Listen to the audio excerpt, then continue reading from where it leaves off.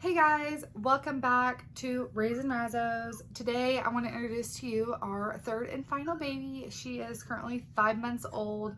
I'll try to put a few clips in before we start the video of her being born and just a few clips of her before now. But I know this video is a little late, but it's better than never. So today we are going to tell her birth story and then a little bit about her name and the special things behind her name. But yeah, this is little Gentry. Say hi. She looks.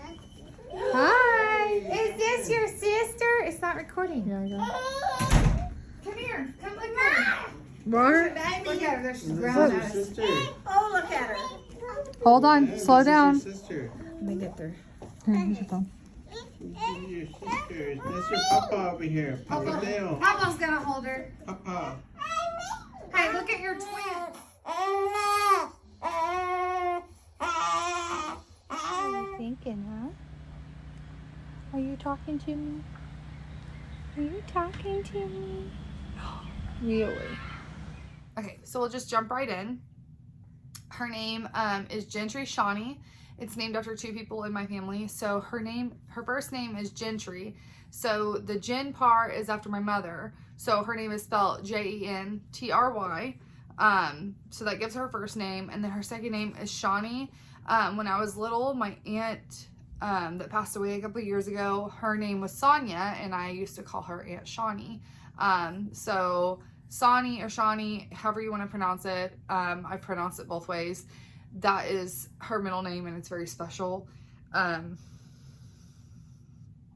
Yeah, so she has a very special name. We love that name so much. So I call her Little J or Little Sonny half the time, but she has her own nicknames by everybody else. So yeah, that's like her story behind her name. Just kind of bringing somebody back that's not with us any longer. It was a special meaning to me, and my aunt was my kids' aunt. So, and she died at 39. So I gave her that name as a special meaning. So on with that, before I get all emotional and upset. So her birth story. So my last daughter, if you guys remember, if you've been on here on my channel, if not, I have other birth stories with other kids. Her birth story is similar to my daughter's, except I had a different doctor this time. I had a male doctor, and I've had both a female and a male. I do prefer a male. They're way more sensitive and understanding, I feel like, because they're not a woman. Oh really? Are you going to tell? You want to tell something?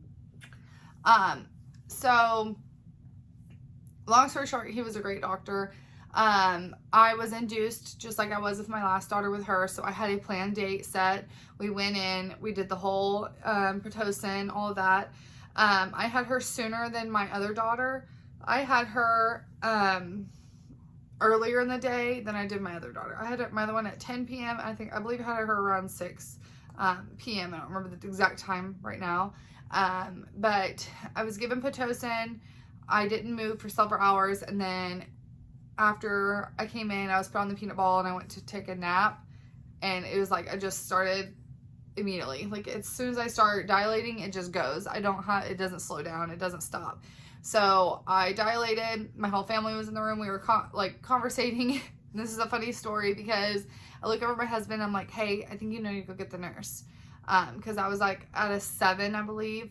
And he's like, oh, do you think it's time now? I was like, yeah, because I could feel pressure. And I just felt like I was ready. The baby was ready to come. And he went and got the nurse. She came back in. And before he had left, my mom was like, is it go time? You know? And so I was like, I don't know. She needs to check me because I obviously can't.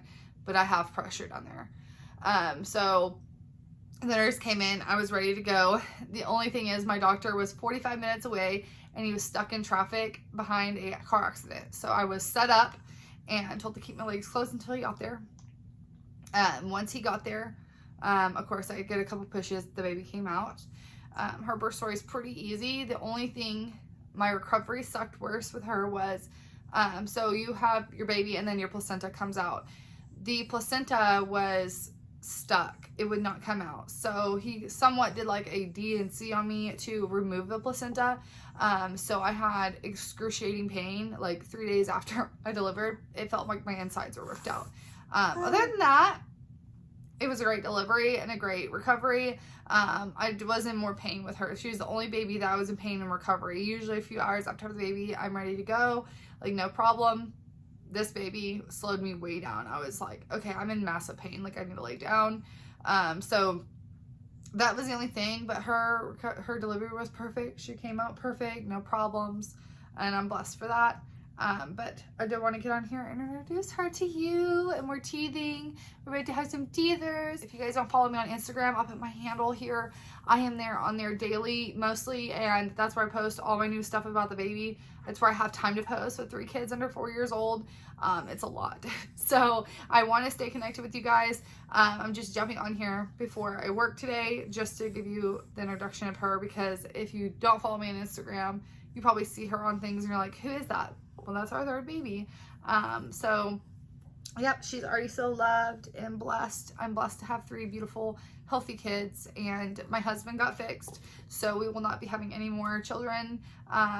Birth-wise, we may adopt in the future, who knows? But for now, we are happy with our 3, and I'm blessed for sure. Anyway, guys, thank you so much for watching. I'll see you guys in my next video. Ciao.